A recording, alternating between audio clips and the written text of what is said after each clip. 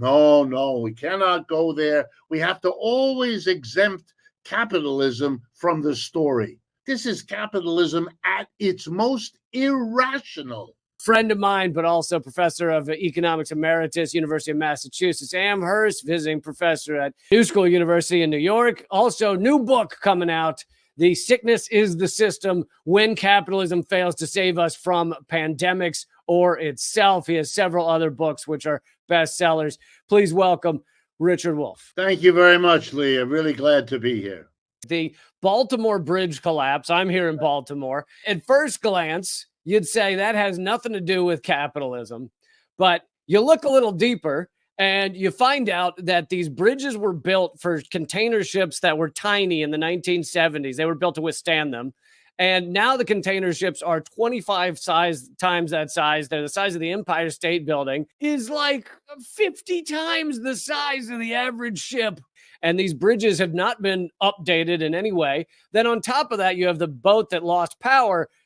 It was with a company, Maersk, that has been fined and other things have been taken against them. Other action been taken against them for coming down hard on whistleblowers and making sure that whistleblowers cannot speak out against unsafe conditions or things that are not working on their ships. And so I was wondering if you would talk a minute about that, about infrastructure and about capitalism and how these things are all linked. Yeah, very, very important point, and they're linked very intimately. I'm going to give you just two examples. Start with Maersk, the shipping company. I'm part of a profession that for 30 years has celebrated globalization. We were told these wonderful stories backed up by economists' research showing you, look at the advantages if we produce things over there in China or Brazil or India or wherever and bring them here. We can make them more cheaply. It won't cost us as much. And the little detail that it's done for profit, they keep quiet. It's all for you, the consumer, who will get a better deal. Well, the only way you can think like that is if you don't count the costs. For example, if you produce far away, and there are interruptions to the supply line for any reason, you're not going to get the product. And we've had that over and over again. Here's a second example. If you produce far away and ship here, you have to foul the ocean and the air with the transport of all of those things on all of those ships that dump their garbage and pollute the water. And who's going to pay for all of that? What are the costs of never counted? We only count the costs that we have to care about. But in fact, if you did count the costs, it turns out this was not a profitable thing to do at all. It was privately profitable for the companies that could pay workers a lot less and ship it over because they didn't have to pay for the damage they did to the environment. We're all paying with the climate disasters we live with now. Here's a second example. If you want a ship like that and you want the big ships to contain the mountains of containers that we can see, well, then you have to take other steps like reinforcing the bridges, raising the bridges, changing the harbors. They didn't do that. They didn't want to spend the money. The shipping company just wants to move the stuff from point A to point B on their big boats. Well, if you don't take care of all of this, you're going to have these results. Fixing those bridges would have been much cheaper than now having to repair this disaster. And you wouldn't have had the interruptions and you could have planned for them.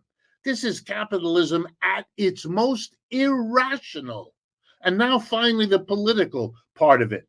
Politicians don't prepare. They don't take the steps to fix a bridge, to prepare a bridge, to raise a bridge, to protect the bridge, all the things that are necessary. You know what that's called? Infrastructure.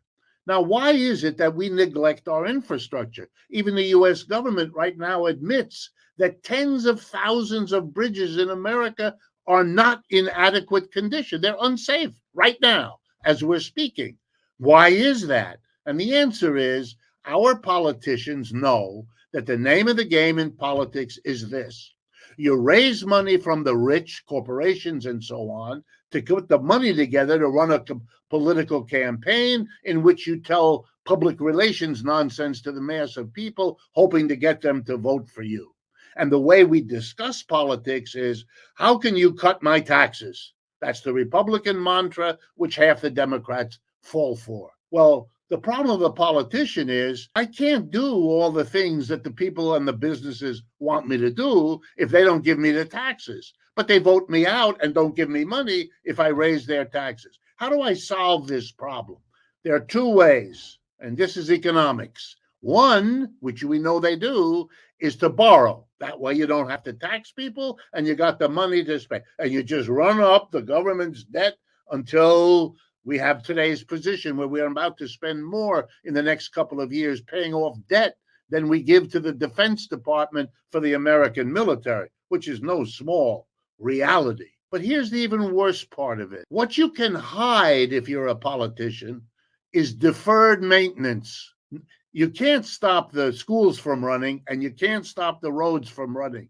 But you know what you can do? You cannot maintain your existing infrastructure. You can postpone the repair work you should do. You can defer the protective buildings that you should do around the pilings that hold up a bridge. No one will notice. It'll take a few years before the accident happens, the breakdown occurs. And by that time, you've moved on to higher office, and the next poor person in your job politically has to face the music. It's an incentive system for deferred maintenance, which is why our infrastructure is in the awful shape. It's the way we've organized corporations to be profit-driven in capitalism above all else, and put them in the position to control the politicians who react by hiding so they can look like they're not raising taxes. It's a sick, broken system, and it shows itself in moments like the end of the Francis Scott Key Bridge. But the lesson has to be learned. Otherwise, we'll hear all about this one and that one making this mistake or that mistake. That solves nothing. We just rebuild this bridge. We're just waiting for the next one. And by the way, a few months ago, there were these things. Remember the ship in the Suez Canal that got stuck angularly? That's the same story. If you're going to run these monster ships, you got to deal with this. In capitalist systems, you got a built-in incentive not to do the work. And there was a very similar crash of a ship against a bridge that brought down the whole bridge in Florida in 1980. Yeah. And they did not bother to update this bridge since 1980 when they saw what could happen. But yeah, you bring up a great point about the externalities.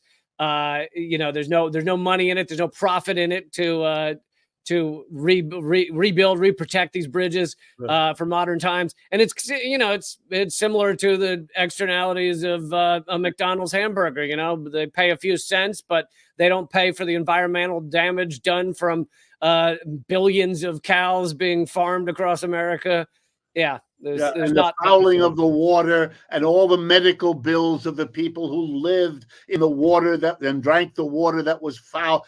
All of those costs, which we as a society have to bear, the corporations don't have to not only not pay for it, but don't have to count it. So they can tell us this magical nonsense about it's profitable, therefore we should do it.